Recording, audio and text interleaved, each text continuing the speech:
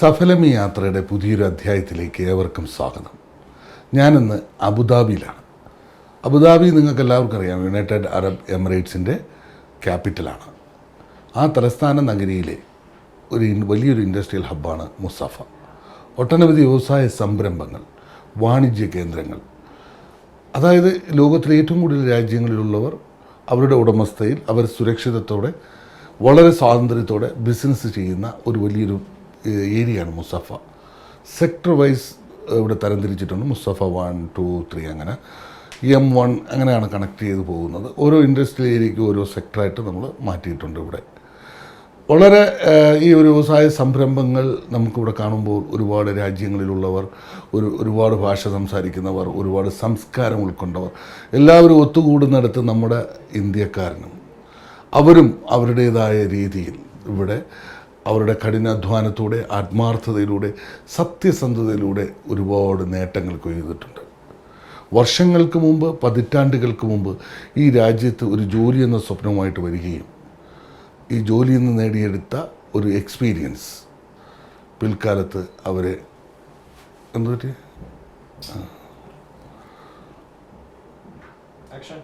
ജോലിയിൽ നിന്ന് നേടിയെടുത്ത ഒരു വലിയൊരു എക്സ്പീരിയൻസ് പിൽക്കാലത്ത് അവർ ഒരു ബിസിനസ് രംഗത്ത് കൊണ്ടെത്തിക്കുന്നു.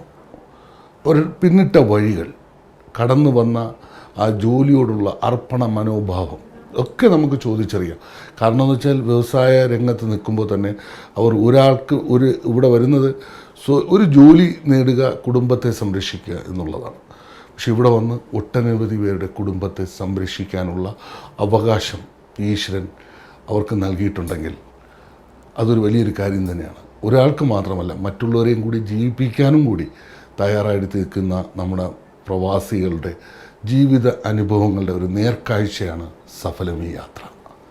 ഇന്ന് നമ്മുടെ അതിഥിയായിട്ട് എത്തിയിരിക്കുന്നത് കേരളത്തിൻ്റെ തലസ്ഥാന നഗരിയായ തിരുവനന്തപുരത്തും നാഗർകോവിലിനിടയ്ക്കുള്ള കൊല്ലങ്കോട് തുത്തൂർ എന്ന പ്രദേശത്ത് നിന്നും ഏതാണ്ട് 12 വർഷങ്ങൾക്ക് മുമ്പ് ഒരു സന്ദർശക വിസയിൽ ഈ രാജ്യത്ത് വരികയും പിന്നെ ഈ രാജ്യത്ത് നിന്ന് തന്നെ ഒട്ടനവധി പേർക്ക്, ഞാൻ നേരത്തെ പറഞ്ഞതുപോലെ, ജോലി കൊടുക്കാൻ സാധിച്ച, ഒട്ടനവധി വ്യവസായ സംരംഭങ്ങൾക്ക് നേതൃത്വം കൊടുക്കാൻ സാധിച്ച ശ്രീ ഡിറ്റോ സൈമനാണ് ഇന്ന് നമ്മുടെ അതിഥി. അദ്ദേഹം ഇന്ന് British industrial inspection services LLC എന്ന പ്രസ്ഥാനത്തിന് നേതൃത്വം കൊടുക്കുന്നു. അപ്പോൾ അദ്ദേഹം ആ ഒരു പ്രസ്ഥാനത്തിലേക്ക് കടന്നു വന്നത് എങ്ങനെയാണെന്ന് ചോദിക്കാം. അതിനു മുമ്പ് അദ്ദേഹത്തിൻ്റെ ഒരു ഇലക്ട്രോ മെക്കാനിക്കൽ കമ്പനിയുണ്ട്, ഹോട്ടൽ ഇൻഡസ്ട്രി ഉണ്ട്. അങ്ങനെ ഒരുപാട് മേഖലകളിൽ ഒരുപാട് പേർക്ക് ജോലി കൊടുത്ത ഒരു വ്യക്തിയും കൂടിയാണ് അദ്ദേഹം. അതാണ് ഏറ്റവും വലിയ സാമൂഹ്യ പ്രതിബദ്ധത. നമ്മൾ മാത്രമല്ല ഈ ലോകത്ത് ജീവിക്കേണ്ടത്, നമുക്ക് ചുറ്റുമുള്ള സമൂഹത്തെയും കൂടെ ചേർത്ത് നിർത്തി മുന്നോട്ട് പോകുന്ന വലിയ മനസ്സിൻ്റെ ഉടമയാണ് ഡിറ്റോ സൈമൻ. അദ്ദേഹത്തെ ഈ പ്രോഗ്രാമിലേക്ക് ഞാൻ ഹാർദവമായി സ്വാഗതം ചെയ്യുന്നു. നമസ്കാരം. നമസ്കാരം. കൊല്ലങ്കോട് എന്ന് പറയുന്ന തുത്തൂർ എന്ന് പറയുന്ന ഒരു തീരദേശ മേഖലയാണ്. അതെ. അപ്പോൾ അവിടെയാണ് താങ്കളുടെ ജന്മദേശം. അതെ. പിതാവ് വളരെ 4-ാമത്തെ വയസ്സിൽ നഷ്ടപ്പെട്ടു. അതെ. പിന്നെ അങ്ങോട്ടൊക്കെ അമ്മയായിരുന്നു, തുണയായിരുന്നു. ഒരു തീരദേശത്തെ അവിടുത്തെ ജീവിതശൈലിയും ഒക്കെ ആയി. പക്ഷേ മെക്കാനിക്കൽ എഞ്ചിനീയറിംഗ് ബിരുദാനന്ദ ബിരുദം നേടി ഇവിടെ വരെ എത്തി എന്നുള്ളതാണ്. അവിടെ നിന്നുകൊണ്ട് ഒരുപാട് പ്രതിബന്ധങ്ങളെയും പ്രതിസന്ധികളെയും തരണം ചെയ്യാനുള്ള ഒരു മനക്കരുത്ത് കുട്ടിക്കാലം മുതൽ താങ്കൾക്ക് കിട്ടി. അതൊരു ഈശ്വരാനുഗ്രഹം തന്നെയാണ്. അപ്പം 4-ാമത്തെ വയസ്സിലാണ് നമുക്ക് നഷ്ടപ്പെടുന്നത്, അല്ലേ? പിന്നെ അമ്മയാണ് കഷ്ടപ്പെട്ട് വളർത്തിയത്. അമ്മയുടെ പേര് അൽഫോൻസമ്മ. മൂത്തത് ജ്യേഷ്ഠനാണ്. അതെ, ചേട്ടനാണ്. പേര് സ്റ്റാൻലി. അതെ. 2-ാമത്തെ ഡിറ്റോ ബോയ്. 3-ാമത്തത് അനിയത്തി. പേര് ഗീത. ഈ 3 മക്കളെയും വളരെ ചെറുപ്പകാലത്ത് തന്നെ അപ്പനെ നഷ്ടപ്പെടുന്ന നിമിഷം അമ്മയുടെ ഒരു വലിയൊരു മനക്കരുത്തുണ്ടായിരുന്നു എന്നുള്ള മക്കൾക്ക് നല്ല വിദ്യാഭ്യാസം കൊടുക്കുക. ചേട്ടൻ ഫിഷർമാനാണ്, ഫിഷിങ്ങിനാണ് പോകുന്നത്. അനിയത്തി ഗവൺമെൻറ് സ്കൂളിൽ ടീച്ചറായിട്ട് വർക്ക് ചെയ്യുന്നത്. പക്ഷെ കൂടുതൽ അത് കഴിഞ്ഞ് അച്ഛൻ്റെ മരണം കഴിഞ്ഞ് ഏറ്റവും കൂടുതൽ ജ്യേഷ്ഠനും കൂടെ സാക്രിഫൈസ് ചെയ്തു, അല്ലേ?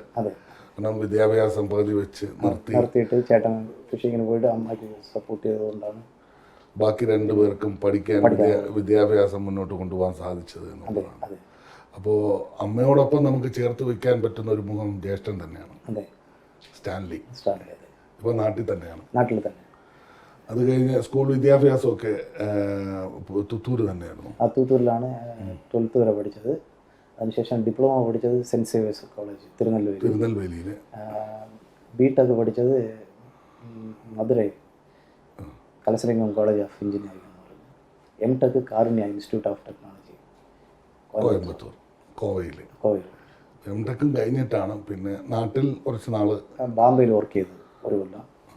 അതിനുശേഷം 6 മാസം സിംഗപ്പൂരിൽ വർക്ക് ചെയ്ത് അതിനുശേഷമാണ് ഞാൻ UAE. ഒരു ജോലി അത്യാവശ്യമായിരുന്നു അല്ലേ? എന്ന് വെച്ച് കഴിഞ്ഞാൽ കുടുംബത്തെ സംരക്ഷിക്കണം, അതായിരുന്നു ലക്ഷ്യം. അങ്ങനെ 2009 എല്ലാ പ്രവാസികളെ പോലെ ഒരു ജോലി എന്ന സ്വപ്നവുമായി ഒരു വിസിറ്റ് വിസയിലാണ് ഇവിടെ വന്നിറങ്ങുന്നത്. അതെ, ജോലി അന്വേഷിക്കുക, ഇവിടെ വന്നിട്ട് ജോലി അന്വേഷിക്കുക എന്നുള്ളതാണ്. പക്ഷെ വളരെ പെട്ടെന്ന് തന്നെ ജോലി കിട്ടി. ഇല്ല, ഫസ്റ്റ് വിസിറ്റിങ്ങിന് വന്നപ്പം പണി കിട്ടിയിട്ടില്ല. ഒത്തിരി എല്ലാ പ്രവാസിയും ചെയ്യുന്നത് പോലെ തന്നെ എല്ലാ കമ്പനിയിൽ പോകുക, CV കൊടുക്കുക, ഡ്രോപ്പ് ചെയ്യുക, വരിക, വന്നിരിക്കുക, പിന്നെ എല്ലാവരും കാൾ ചെയ്യും, പിന്നെ പിന്നീട് വിളിക്കാമെന്ന് പറയും. ഒരു പ്രതീക്ഷ നഷ്ടപ്പെട്ട കുറേ നിമിഷങ്ങൾ. അതിൽ നിന്ന് ഒത്തിരി എക്സ്പീരിയൻസ് എനിക്ക് കിട്ടി. നമുക്ക് ആർക്കെങ്കിലും ഇൻ്റർവ്യൂ നടത്തുകയാണെങ്കിൽ ഇൻ്റർവ്യൂ നടത്തി അവർ നമുക്ക് സൂട്ടബിൾ ഇല്ലെങ്കിൽ അവരുടെ അടുത്ത് ഫസ്റ്റിൽ തന്നെ ഞാൻ പറഞ്ഞേക്കും, നിങ്ങളിത് പ്രതീക്ഷിച്ചിരിക്കരുതെന്ന് പറഞ്ഞിട്ട്. എന്തെന്ന് പറഞ്ഞാൽ ഇതേയും പ്രതീക്ഷിച്ച് അവർ വേറെ പണി അവർ വിളിക്കുമെന്ന് പറഞ്ഞിട്ട് പ്രതീക്ഷിച്ച് പിന്നെ അവരുടെ ടൈം വേസ്റ്റാണ്. അങ്ങനെ ഒരുപാട് പ്രതീക്ഷിച്ചിരുന്ന അനുഭവം നമുക്കുണ്ട്. പക്ഷെ നമുക്കുണ്ടായ അനുഭവം മറ്റുള്ളവർക്ക് ഉണ്ടാവാൻ പാടില്ല. അത് ജീവിതത്തിൽ എടുത്ത ഏറ്റവും വലിയ നല്ല തീരുമാനമായിരുന്നു. അങ്ങനെ പിന്നെ നമുക്ക് ഇപ്പോൾ എനിക്ക് 5 കമ്പനി ഉണ്ട്, പക്ഷെ അത് എൻ്റെ കമ്പനിയല്ല. ഫസ്റ്റ് ഓഫ് ആൾ അതിൻ്റെ ഒരു കൺട്രോൾ ഞാൻ ഇത് നോക്കി നടത്തിപ്പുകാരനാണ് ഞാനിവിടെ. ഞാൻ എത്രത്തോളം ഇവരെ നോക്കി അവരെ കൺട്രോൾ ചെയ്ത് നടത്തുന്നു അത്രത്തോളം എനിക്കുള്ള പ്രതിഭ ദൈവം പടച്ചവൻ എനിക്ക് വേറെ ലെവലിൽ തരും. ഇപ്പോൾ ഈ കമ്പനിയിൽ നോക്കിയാൽ 27 പേര് വർക്ക് ചെയ്യുന്നു. എല്ലാം മാക്സിമം എഞ്ചിനീയേഴ്സാണ്. ഇവിടെ റെസ്റ്റോറൻറ്റിൽ നോക്കിയാലും ഒരു 20 പേര് വർക്ക് ചെയ്യുന്നു. മീൻസ് 27 പേരെന്ന് പറയുന്നത് 27 ഫാമിലിയാണ്. തീർച്ചയായും അതിലേക്കെല്ലാം വരുന്നതിന് മുമ്പ് 2009 സന്ദർശക വിസയിൽ വന്നു, ഒരുപാട് ബുദ്ധിമുട്ടി. അത് കഴിഞ്ഞ് അവസാനം ഒരു ജോലി കിട്ടുന്നുണ്ട്. അതെ, ഏത് കമ്പനിയിലായിരുന്നു? അത് ടീം സേഫ്റ്റി കൺസൾട്ടന്റ് ഒരു കമ്പനിയിലാണ്. നാട്ടിൽ പോയി ആ വിസയിലാണ് തിരിച്ചു വന്നത്. അതെ, തിരിച്ചു വന്നത് 2010 ഫെബ്രുവരിയിൽ ജോയിൻ ചെയ്ത് ഇവിടെ 2013 വരെ അതിലാണ് വർക്ക് ചെയ്തത്. 2011 പ്രൊമോഷൻ കമ്പനി തരികയും ചെയ്തു. 2012 പ്രൊമോഷൻ തന്നു. നമ്മുടെ ആത്മാർത്ഥമായ സേവനത്തെ കണക്കിലെടുത്ത് തന്നെ. അതെ, നമ്മളെ കമ്പനിയുടെ വളർച്ചയായിരുന്നു നമുക്ക് മുന്നിലുണ്ടായിരുന്നു. അതെ അതെ അതെ അതെ 2012 ലാസ്റ്റിൽ ടെക്നിക്കൽ മാനേജറായിട്ട് കിട്ടി. 2013 ആയപ്പോൾ എനിക്ക് വേറെ കമ്പനിയിൽ ഓഫർ കിട്ടി, ഒരു ബെറ്റർ ഓപ്പർച്യൂണിറ്റി കിട്ടി. അതിന് ഞാൻ പോകാൻ വേണ്ടിയിട്ട് നോക്കിയപ്പോൾ അവർ വിട്ടില്ല. ആ സമയത്തിലാണ് ഞാൻ ഈ കമ്പനിയിൽ ഇവർ ദൈവകൃപ കൊണ്ട് ഇവർ എൻ്റെ ഇൻഡസ്ട്രിയൽ ഇൻസ്പെക്ഷൻ സർവീസിൽ ഒരു ടെക്നിക്കൽ മാനേജറായിട്ട്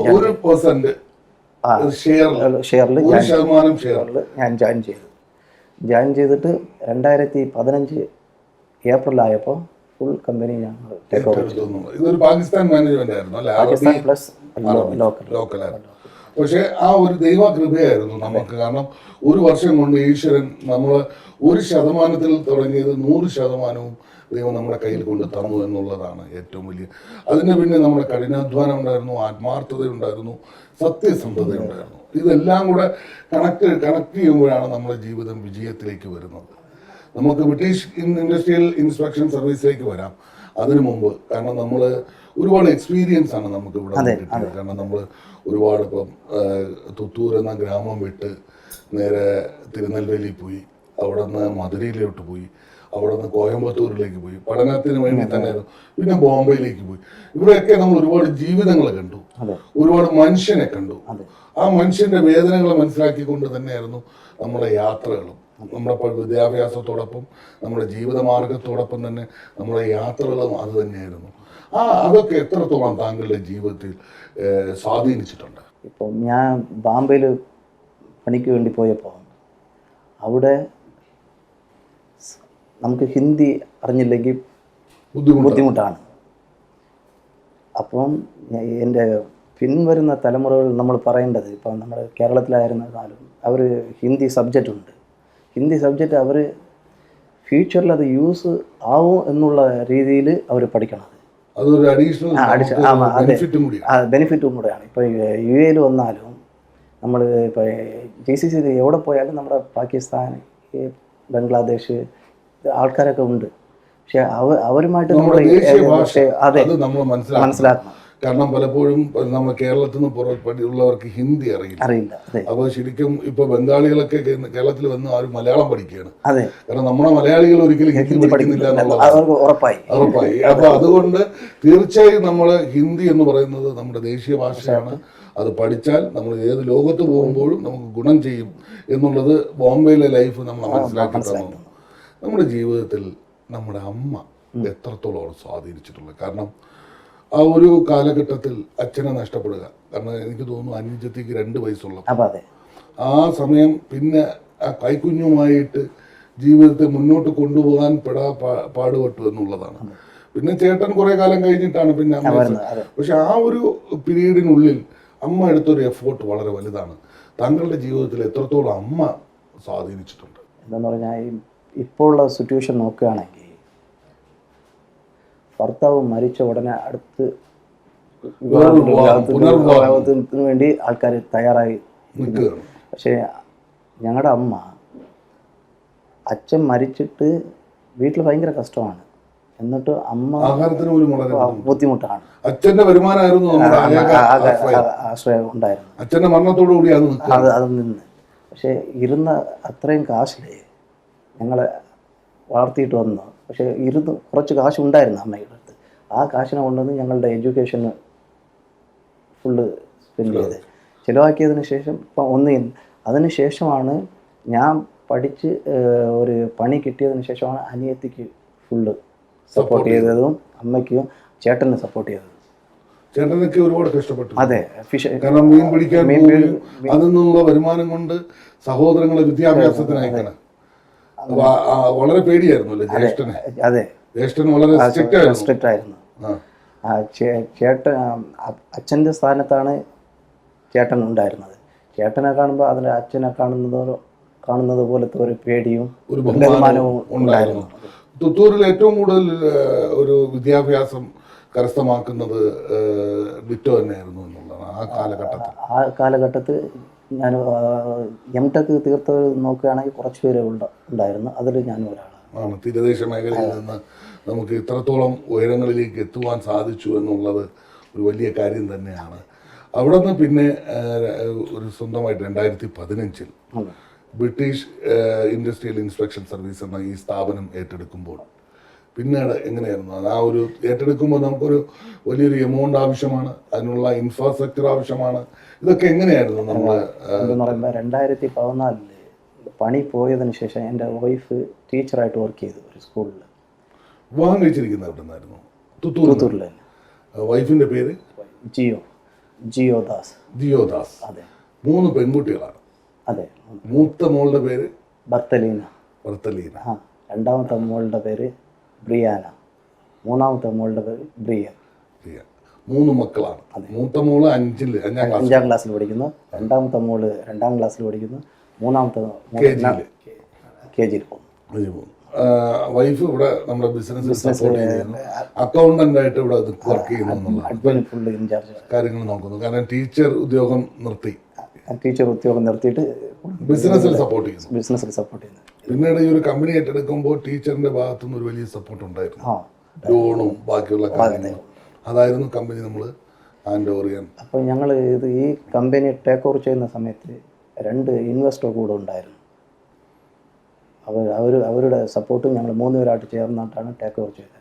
അതിനുശേഷം ഇപ്പോൾ ഇൻവെസ്റ്റർ ഒരാൾ മാത്രം തന്നെ ഉണ്ട്. ഒരാൾ ഷെയർ വാങ്ങിച്ചിട്ടുണ്ട്. അപ്പോൾ ശരിക്കും ഇതിൽ നമ്മളിപ്പോൾ ഒരു ബ്രിട്ടീഷ് ഇൻഡസ്ട്രിയൽ ഇൻസ്പെക്ഷൻ എന്ന് പറയുമ്പോഴത്തേക്കും നമുക്ക് പലർക്കും പല സംശയങ്ങളുണ്ടാകും. കാരണം എന്താണ് ഇൻഡസ്ട്രിയൽ എന്താണ്? ഇപ്പോൾ നമുക്ക് ക്രൈനുണ്ട്, ഫോർക്ക് ലിഫ്റ്റ് ഉണ്ട്, ഇൻഡസ്ട്രിയിലുമായിട്ട് റിലേറ്റഡ് ആയിട്ടുള്ള ഒരുപാട് കാര്യങ്ങളുണ്ട്. അതിന് നമ്മൾ കൊടുക്കുന്ന ഇൻസ്റ്റിറ്റ്യൂട്ട് ഒരു ട്രെയിനിങ് കൊടുക്കാറുണ്ട്. അപ്പോൾ അതിൻ്റെ അതിനെക്കുറിച്ചൊന്ന് വിശദീകരിക്കാമോ? ഇപ്പോൾ എക്സാമ്പിൾ നമ്മൾ പറയുകയാണെങ്കിൽ നമുക്ക് ഒരു ഫോർക്ക് ലിഫ്റ്റ് ഒരു സ്ഥാപനത്തിലുണ്ട്. അത് ഓപ്പറേറ്റ് ചെയ്യണമെങ്കിൽ ഗവൺമെൻറ് ലൈസൻസ് കൊടുക്കുന്നു. അവർ ലൈസൻസ് കൊടുത്ത ഉടനെ അവർ ഓപ്പറേറ്റ് ചെയ്യാൻ പറ്റത്തില്ല. ഞങ്ങളെപ്പോലത്തെ കമ്പനിക്കാർ പോയി അവർക്ക് അവരുടെ കോമ്പറ്റൻസി ചെക്ക് ചെയ്യും. അവർ അതിനെ ഓപ്പറേറ്റ് ചെയ്യാൻ പറ്റുമോ, ഇതിൻ്റെ ടെക്നിക്കൽ ഡീറ്റെയിൽസൊക്കെ അറിയാൻ പറ്റുമോ എന്ന് ചെക്ക് ചെയ്യും. പിന്നെ അവർക്ക് അതിൽ ഒരു ഫോർക്ക് ലിഫ്റ്റ് ആയിരുന്നാലും ആ ഫോർക്ക് ലിഫ്റ്റിൽ ലോഡ് ചാർട്ടുണ്ട്. അതിൻ്റെ ടെക്നിക്കൽ അതിൽ ഫോർക്ക് വരും. ആ ഫോർക്കിൽ ഒരു ഉദാഹരണത്തിന് പറയുകയാണെങ്കിൽ അത് 3 ടണ്ണ് ഫോർക്ക് ലിഫ്റ്റ് ആയിരിക്കും. 3 ടണ്ണ് അത് കെയർ ചെയ്യാൻ പറ്റത്തില്ല. അതിൻ്റെ ലോഡ് സെൻറ്റർ ഉണ്ട്. അതൊക്കെ അവർക്ക് പറഞ്ഞു കൊടുത്ത് അവരുടെ കോമ്പറ്റൻസി ചെക്ക് ചെയ്ത് അതിന് അവർക്ക് സർട്ടിഫിക്കറ്റ് കിട്ടിയാൽ മാത്രമേ ആ ലൈസൻസിന് പുറമെ ഈ സർട്ടിഫിക്കറ്റ് അതെ എങ്കിൽ ഗവൺമെന്റിൽ കാരണം ജോലി ചെയ്യാൻ ആള് എലിജിബിൾ ഉള്ളൂ. അത് ഫോർക്ക് ലിഫ്റ്റ് പോലെ പിന്നെ ക്രെയിൻ ഓപ്പറേറ്റർ ഒട്ടനവധി ഇൻഡസ്ട്രിയൽ ആയിട്ടുള്ള റിലേറ്റഡ് ആയിട്ടുള്ള ഒരുപാട് കാര്യങ്ങളുണ്ട്. അപ്പോൾ അവർക്ക് വേണ്ടിയിട്ടുള്ള എലിജിബിൾ സർട്ടിഫിക്കറ്റ് കൊടുക്കാൻ ഉള്ള ഗവൺമെന്റ് നൽകിയിരിക്കുന്ന ഒരു അതോറിറ്റിയാണ്. അപ്പോൾ അതിനു വേണ്ടിയുള്ള ട്രെയിനിങ് ഉണ്ട്, അതിനുള്ള ഇൻസ്ട്രക്ടർമാരുണ്ട്, അതിനുള്ള കാര്യങ്ങളൊക്കെ നമ്മളിവിടെ സംവിധാനം ചെയ്തിട്ടുണ്ട് എന്നുള്ളതാണ്. അപ്പോൾ ഇതിനു കൂടാതെ തന്നെ ഇപ്പോൾ ഒരു 5 കമ്പനിയുണ്ട്. ഇലക്ട്രോ മെക്കാനിക്കിൻ്റെ ഒരു കമ്പനിയുണ്ട്, അതെ, റെസ്റ്റോറൻ്റ് ഉണ്ട്, ഇത് ബ്രിട്ടീഷ് ഇൻഡസ്ട്രിയൽ ഇൻസ്പെക്ഷൻ സർവീസ് എന്ന് പറഞ്ഞിട്ട് ഒരു കമ്പനി ദുബായിലുണ്ട്. പിന്നെ എക്സോഡസ് കാലിബ്രേഷൻ എന്ന് പറഞ്ഞിട്ട് ഒരു കാലിബ്രേഷൻ സെൻ്റർ ഉണ്ട്. ഇതെല്ലാം നമ്മൾ ഇത് തുടങ്ങിയതിന് ശേഷം എന്നുള്ളതാണ്. അപ്പോൾ ശരിക്കും കാരണം എന്ന് വെച്ച് കഴിഞ്ഞാൽ ഞാൻ നേരത്തെ പറഞ്ഞതുപോലെ താങ്കൾ തന്നെ പറഞ്ഞ ഒരു കാര്യം, ഇതിനെല്ലാം ഒരു നടത്തിപ്പ് അവകാശമാണ് എനിക്കുള്ളത്. ഇതെല്ലാം കൺട്രോൾ ചെയ്യുന്ന ഒരാളുണ്ട്. ആ കൺട്രോളറാണ് ഇത്. അദ്ദേഹത്തിനാണ് ഇത് നമുക്ക് തന്നിരിക്കുന്ന ഒരു അവകാശമാണ്. അത് ഏത് നിമിഷവും എടുത്തു കളയാം, ഏത് നിമിഷവും നിലനിർത്താം. അതെല്ലാം നമ്മുടെ കർമ്മം പോലെ ഇരിക്കും. അപ്പോൾ അതാണ് കാരണം ആ ഒരു ഡയറക്ടർ എന്ന് പറയുന്നത് ലോകത്തിനെ രക്ഷിക്കുന്ന ആ രക്ഷിതാവ്, ആ ഒരു രക്ഷിതാവിൽ നിന്നുള്ള വിശ്വാസവും പ്രാർത്ഥനയുമാണ് താങ്കളെ മുന്നോട്ട് ഇതുവരെ കൊണ്ടെത്തിച്ചത്. ജീവിതം എന്ന് പറയുന്ന ആ കുട്ടിക്കാലം മുതൽ ബാല്യകാലത്ത് തന്നെ അച്ഛനെ നഷ്ടപ്പെട്ട താങ്കൾ അവിടെ നിന്ന് കടന്നു വന്ന വിദ്യാഭ്യാസ മേഖലകളിലെല്ലാം അനുഭവിച്ച ഒരുപാട് കാര്യങ്ങളുണ്ട്. അതൊന്നും ഒരു എപ്പിസോഡിൽ തീർത്ത് പറയാൻ പറ്റില്ല. പക്ഷെ അവിടെയൊക്കെ നമുക്ക് വിജയം കൈവരിക്കാൻ കഴിഞ്ഞത് ഈ രക്ഷിതാവിൻ്റെ ഏറ്റവും വലിയൊരു നമ്മുടെ സപ്പോർട്ട് തന്നെയാണ്. അത് ആ വിശ്വാസവും പ്രാർത്ഥനയും താങ്കളുടെ ജീവിതത്തെ എത്രത്തോളം മുന്നോട്ട് കൊണ്ടുപോയിട്ടുണ്ട്? എന്താ പറയണ്ടേ, ഞാൻ റോമൻ കാത്തലിക്കായിരുന്നു. എംടെക് പഠിച്ചത് കാരുണ്യ ഇൻസ്റ്റിറ്റ്യൂട്ട് ഓഫ് ടെക്നോളജി. അത് പാൽ ദിനകരൻ അവരുടെ കോളേജായിരുന്നു. അവിടെ പോയപ്പോഴാണ് ദൈവത്തെക്കുറിച്ച് കൂടുതൽ അറിയാനും ദൈവം നമ്മൾ എന്തെങ്കിലും നമ്മൾ ഇപ്പോൾ ഒരു തെറ്റ് ചെയ്യുകയാണെങ്കിൽ അതിനുള്ള ശിക്ഷ ഉടനെ തന്നെ കിട്ടും. നമുക്ക് നമുക്ക് ദൈവം തന്നിരിക്കുന്ന ലൈഫിനെ അടുത്തവർക്ക് ദ്രോഹം ചെയ്യാതെയും അടുത്തവർക്ക് എങ്ങനെ സഹായിക്കാൻ പറ്റുമോ അല്ലെങ്കിൽ സഹായിക്കാനും എന്നുള്ളത് പഠിച്ചത് അവിടെ നിന്ന്. പിന്നെ ഇവിടെ നമ്മൾ എല്ലാവരും പറയും ഇത് എൻ്റെ കമ്പനിയാണ്, ഇത് അവരുടെ കമ്പനി ദൈവത്തിൻ്റെതാണ്. നമ്മൾ നോക്കി നടപ്പിക്കാൻ വേണ്ടിയിട്ട് ദൈവം നമുക്ക് തന്ന ടൈമാണ് ആ നിയോഗം. നമ്മളിപ്പോൾ ഇത് കറക്റ്റായിട്ട് കൊണ്ടുപോവുകയാണെങ്കിൽ കുറച്ച് കാലം കൂടെ ഇരിക്കും. നമ്മൾ ഇതിൽ കറക്റ്റ് ഇല്ലെങ്കിൽ ദൈവം നമ്മളെ തൂക്കി മാറ്റിയിട്ട് വേറെ ആൾക്കാരെ കൊണ്ടുവയ്ക്കും. തീർച്ചയായും ഇപ്പം നമ്മൾ മരിക്കുമ്പോൾ നമ്മളൊന്നും കൊണ്ടുപോകുന്നതില്ല, വന്നതുപോലെ തിരിച്ചു പോകും. ഇപ്പം ഇത് എൻ്റെ കമ്പനിയാണ്, എൻ്റെ കൂടെ വരുമെന്ന് അങ്ങനെയൊന്നുമില്ല. ജീവിച്ചിരിക്കുന്നിടത്തോളം കാലം നന്മ പക്ഷെ അത് അന്ന് ആ കാരുണ്യ കോളേജിൽ പഠിച്ചുകൊണ്ടിരിക്കുന്ന സമയമാണ് ദൈവത്തിനെ അറിയുവാനും അടുക്കുവാനും സാധിച്ചതെന്നുള്ളതാണ്. അവിടെ മുതൽ ഇതുവരെ ജീവിതത്തിൽ ത്രൂ ഔട്ട് ലൈഫിന് വളരെ സൂക്ഷ്മതയുള്ള ഒരു ലൈഫ് തന്നെയാണ് കൊണ്ടുപോയത് ആണ് മുന്നോട്ട് കൊണ്ടുപോയിക്കൊണ്ടിരിക്കുന്നു. അതുപോലെ തന്നെയാണ് കാരണം എന്ന് വെച്ചാൽ ഇവിടെ കുടുംബത്തിൻ്റെ ഒരു പിന്തുണ, ഏതൊരു പുരുഷൻ്റെയും വിജയം എന്ന് നമ്മൾ പരിശോധിക്കുമ്പോൾ താങ്കൾ പറഞ്ഞ പോലെ ഞാൻ ബാൻ ചെയ്യുന്ന സമയത്ത് ടീച്ചറിൻ്റെ പൈസയാണ് എനിക്ക് പലപ്പോഴും ജീവിതത്തിൻ്റെ പല കാര്യങ്ങൾക്ക് ഉപയോഗിച്ചിട്ടുള്ളത്. അവിടുന്ന് അധ്യാപക ആവണമെന്ന ആഗ്രഹം കളഞ്ഞ് ഇന്ന് അഡ്മിനിസ്ട്രേഷൻ ആൻഡ് അക്കൗണ്ട്സ് മാനേജറായിട്ട് ഇവിടെ വർക്ക് ചെയ്യുകയാണ്. അപ്പോൾ ഫാമിലി തന്ന ഒരു പിന്തുണയുണ്ട്. അത് എത്രത്തോളമാണ്? 2014 എനിക്ക് ഈ കമ്പനി ഞാൻ ടേക്ക് ഓവർ ചെയ്യുന്ന സമയത്ത് എൻ്റെ വൈഫ് ടീച്ചറായിട്ട് വർക്ക് ചെയ്തു. പക്ഷേ ടീച്ചറായിട്ട് വർക്ക് ചെയ്യുമ്പോഴും വീട്ടിൽ ഇരുന്നിട്ട് ഇവിടെ സർട്ടിഫിക്കറ്റൊക്കെ ഞങ്ങൾ എൻജിനീയേഴ്സൊക്കെ പുറത്ത് പോയിട്ട് ഇൻസ്പെക്ഷൻ ചെയ്തിട്ട് വരും, ട്രെയിനിങ് ചെയ്തിട്ട് വരും. നമ്മളാണ് ഇവിടെ സർട്ടിഫിക്കറ്റൊക്കെ അടിച്ച് നമുക്ക് പ്രിൻ്റ് ചെയ്ത് അവർ സൈൻ ചെയ്ത് കൊടുക്കും. അതിന് വൈഫ് വീട്ടിലിരുന്ന് സർട്ടിഫിക്കറ്റൊക്കെ അടിച്ച് സപ്പോർട്ട് ചെയ്യും. അതൊന്ന്. പിന്നെ വൈഫ് മൂന്നാമത്തെ കൊച്ച് പ്രഗ്നൻ്റ് ആയിട്ടിരുന്നപ്പോൾ വൈഫ് ഇവിടെ വന്നിട്ട് എന്തൊക്കെ സപ്പോർട്ട് അക്കൗണ്ട്സിലായിരുന്നാലും ഇതിലായിരുന്നാലും സപ്പോർട്ട് ചെയ്യുന്നത്. ഇപ്പോൾ നമുക്കിപ്പോൾ 5 കമ്പനി ഉണ്ട്, 4 കമ്പനി ഉണ്ടെന്നല്ല, ഇന്നും എൻ്റെ വൈഫാണ് അവിടെ ഇരിക്കുന്നത്. ഡെയിലി ഞങ്ങൾ രാവിലെ 8 മണിക്ക് വരും, എല്ലാവരും പണി തീരുന്ന പോലെ 6 മണിക്ക് ഞങ്ങൾ തിരിച്ചു പോകും. ഞങ്ങൾ എത്രത്തോളം ഇതിൽ വിശ്വസ്തയോടെ പണിയെടുക്കുന്നോ അത്രത്തോളം ദൈവം പാലിച്ചു. നമുക്ക് അതിനനുസരിച്ച് നമുക്ക് തന്നു. അത് തന്നെയാണ് വിജയം എന്ന് പറയുന്നത്.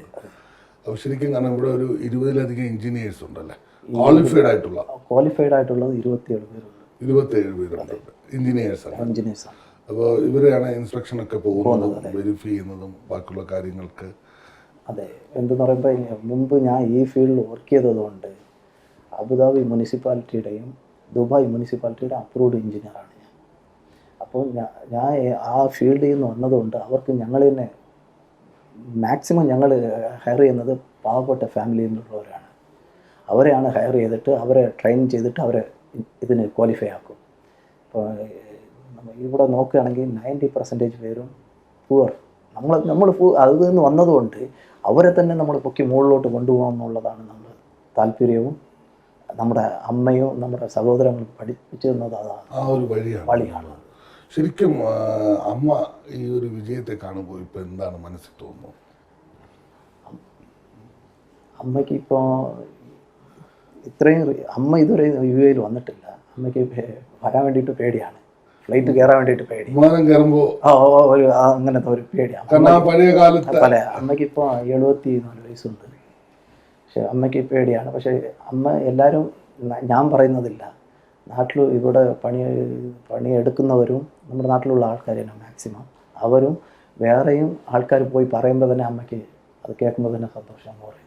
ഇന്ന് അമ്മയ്ക്ക് ഒരു വീട് വെച്ച് കൊടുത്തു, ആ വീട്ടിലാണ് അമ്മ കഴിയുന്നത്. അതെ, എനിക്ക് 2 വീടുണ്ടായിരുന്നു. ഒരു വീട് ചേട്ടന് കൊടുത്തു, ഒരു വീട് അനിയത്തിക്ക് കൊടുത്തു. അപ്പോൾ അനിയത്തിക്ക് കൊടുത്ത വീട് നല്ലൊരു വീട് വച്ചു കൊടുത്തു. ആ വീട്ടിലാണ് അമ്മയും അനിയത്തിയും വേണ്ടിയിരിക്കുന്നത്. വളരെ സുരക്ഷിതമായ. സാധാരണ ഒരു ജോലിക്ക് വേണ്ടി ഇവിടെ വന്നു, നമ്മുടെ ജീവിതം നമ്മുടെ കുടുംബം എന്ന ചിന്തയിൽ നിന്ന് മാറി ഒട്ടനവധി കുടുംബങ്ങളെ സംരക്ഷിക്കാനുള്ള ഒരു അവകാശം കൂടി ഈശ്വരൻ തന്നു എന്നുള്ളതാണ്. അതായത് 100-ൽ പരം, എനിക്ക് തോന്നുന്നു 100-ൽ പരം ആൾക്കാർ ജോലി ചെയ്യുന്ന ഒരു പ്രസ്ഥാനത്ത് നേതൃത്വം കൊടുക്കാൻ താങ്കൾക്ക് സാധിച്ചു. 100 പേർക്ക് ജോലി കൊടുക്കാൻ 100 കുടുംബങ്ങളെ സംരക്ഷിക്കുക എന്നുള്ളതാണ്. എന്തു തോന്നുന്നു ഡിറ്റോ സൈമന്? അത് ഞാനിപ്പം ഈ കോവിഡ് സിറ്റുവേഷനിലും ഗവൺമെൻറ് പറഞ്ഞത് എല്ലാവർക്കും 50% കട്ട് ചെയ്യാം, 25% കട്ട് ചെയ്യാമെന്ന് പറഞ്ഞു. പക്ഷേ നമ്മളായിരുന്നാലും ഒരു പ്രതീക്ഷയോടെയാണ് പണിയെടുക്കുന്നത്. ഞാൻ വിചാരിച്ചത്, എൻ്റെ വൈഫ് എൻ്റെ അടുത്ത് പറഞ്ഞത്, നമ്മളെ വിശ്വസിച്ചാണ് അവർ പണിയെടുക്കുന്നത്, 1 രൂപ പോലും നമ്മൾ കട്ട് ചെയ്യാതെ അവർക്ക് കൊടുക്കുക. ഞങ്ങൾ കട്ട് ചെയ്യാതെ കൊടുത്തു. പക്ഷേ കഴിഞ്ഞ കൊല്ലമൊക്കെ ഞങ്ങൾക്ക് ദൈവം നന്നായിട്ട് അനുഗ്രഹിച്ചു. ഓരോരുത്തർക്കും ഞങ്ങൾ കട്ട് ചെയ്തെങ്കിൽ അറൗണ്ട് 2-3 ലക്ഷം രൂപ കട്ട് ചെയ്യാമായിരുന്നു. പക്ഷേ അതിൽ ഞാനും എൻ്റെ ഫാമിലി മാത്രം തന്നെ ഹാപ്പി ആവുമായിരുന്നു. ഇപ്പം ഞങ്ങൾ കട്ട് ചെയ്യാതെ കൊടുത്തതുകൊണ്ട് കുടുംബം, ഫാമിലി, എല്ലാവരും അവരുടെ പ്രാർത്ഥന, ആ പ്രാർത്ഥനയാണ് താങ്കൾ പറഞ്ഞത്. കഴിഞ്ഞ ആ ഒരു മോശമായ അവസ്ഥയിൽ പോലും ഞങ്ങൾക്ക് തിരിഞ്ഞു നോക്കേണ്ടി വന്നിട്ടില്ല എന്നുള്ളതാണ്. അപ്പോൾ നമ്മൾ എത്രത്തോളം നിറഞ്ഞ മനസ്സോടെ കൊടുക്കുമോ അത്രത്തോളം നമുക്ക് പടച്ചവൻ നമുക്ക് തിരിച്ചു തരുന്നു. ഇപ്പോൾ വളരെ ബ്രിസ് ഈറ്റൻ എന്ന ഹോട്ടൽ മുസഫയിൽ തനി നാടൻ ഭക്ഷണം ഒരു ഹോട്ടലിൽ തുടങ്ങി. അപ്പോൾ ഒരു മെക്കാനിക്കൽ എഞ്ചിനീയറും ഒരു ഹോട്ടൽ ഇൻഡസ്ട്രിയും തമ്മിൽ എങ്ങനെ വന്നാലും അത് ക്ലബ് ചെയ്യാൻ പറ്റുന്നില്ല. അതിൻ്റെ കെമിസ്ട്രി എന്താണ്? കെമിസ്ട്രി പറയുകയാണെങ്കിൽ ഞാൻ ആക്ച്വലി അതിൽ മുമ്പ് കൂൾ ലാൻഡ് എന്ന് പറഞ്ഞിട്ടൊരു റെസ്റ്റോറൻ്റാണ് അതിലിരുന്നത്. അതിൽ ഞാൻ ഇവിടെ നിന്ന് പോയിട്ട് ചായ കുടിക്കാൻ വേണ്ടിയിട്ട് പോയതാണ്. അപ്പം വീട്ടിൽ ഞങ്ങൾ കുടുംബമായിട്ട് സംസാരിച്ചിട്ടിരുന്നപ്പോൾ ഞാൻ പറഞ്ഞതാണ്, നമുക്ക് എങ്ങനെയെങ്കിലും ഒരു ചെറിയൊരു റെസ്റ്റോറൻറ്റ് തുടങ്ങിയാലോ എന്ന് പറഞ്ഞിട്ടിരുന്നു.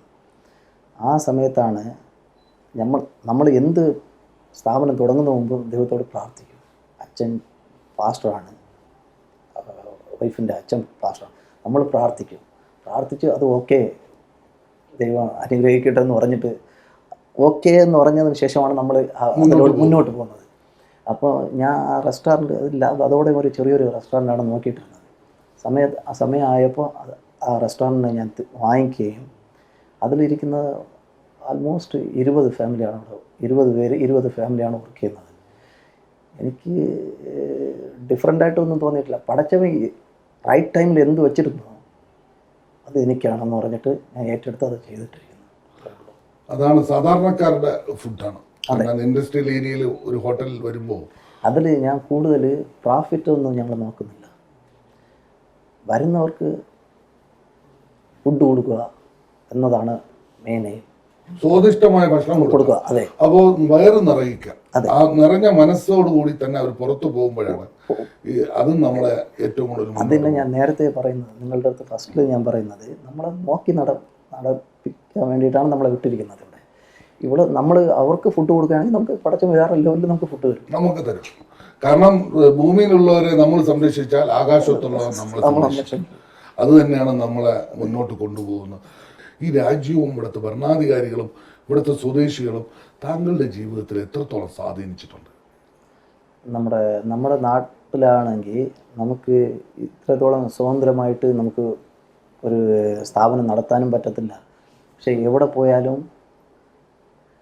നമുക്ക് ഇപ്പോൾ ഇവിടുത്തെ UAE നമുക്ക് എമിഗ്രേഷൻ പോയാൽ അതായതായിട്ടുള്ള വാല്യൂ തരുന്നത് നമ്മുടെ ഇപ്പം നമുക്ക് പോയ ഉടനെ ഒരു വിസ അപ്ലൈ ചെയ്യാനും അത് പെട്ടെന്ന് തന്നെ അത് നടക്കുകയും ചെയ്യുന്നു. പക്ഷെ നമ്മുടെ നാട്ടിൽ ഇപ്പോൾ ഏതെങ്കിലും ഒരു ഇതിന് പോയാൽ അത് ഒരാഴ്ച 2 മാസം 3 മാസം പിന്നെ അയാൾ വന്നിട്ടില്ല, ഇയാൾ നാളെ വരും. ഇവിടെ അങ്ങനെയൊന്നുമില്ല. പക്ഷേ നമുക്ക് ഒരു സ്ഥാപനം മുന്നോട്ട് കൊണ്ടുപോകുമ്പോൾ അതിനുള്ള നമുക്കിപ്പോൾ ഇത് ഒരു സ്ഥാപനമോ 3 സ്ഥാപനമോ ആയാലും അത് ഇവർ തരുന്ന സപ്പോർട്ടീവിലാണ് നമ്മൾ ഇൻക്രീസ് ചെയ്തത്.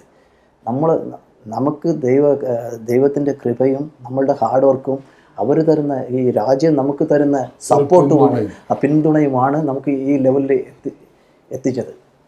അത് തന്നെയാണ്. അതെ.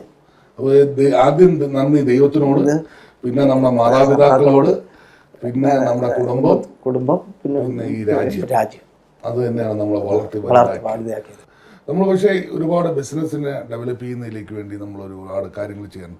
ഫ്യൂച്ചർ പ്ലാൻസ് എന്തൊക്കെയാണ്? ഫ്യൂച്ചർ പ്ലാൻസ് എന്ന് പറയുമ്പോൾ എനിക്ക് ഫസ്റ്റിൽ ഇപ്പോൾ ഇന്നുള്ള കോവിഡ് സിറ്റുവേഷനിലും എന്നെ കൊണ്ട് പറ്റുന്നത് ഞാൻ പാവങ്ങൾക്ക് ഹെൽപ്പ് ചെയ്യുന്നു. ഫസ്റ്റ്. സെക്കൻഡ്, ഞങ്ങൾ സൗദിയിൽ ഒരു ബ്രാഞ്ച് ഓപ്പൺ ചെയ്യാൻ വേണ്ടിയിട്ട് പ്ലാൻ നടക്കുന്നു, പ്രോഗ്രസ് ആണ്. അതിൻ്റെ ഒരു ഘട്ടത്തിലാണ് നമ്മൾ.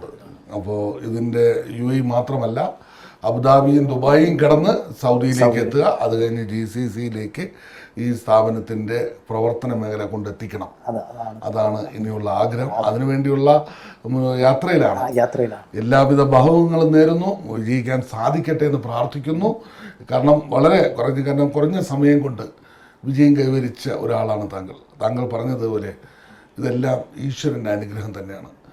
ഞാനിതിൻ്റെ ഒരു നടത്തിപ്പിൻ്റെ അവകാശം മാത്രമേ എനിക്കുള്ളൂ.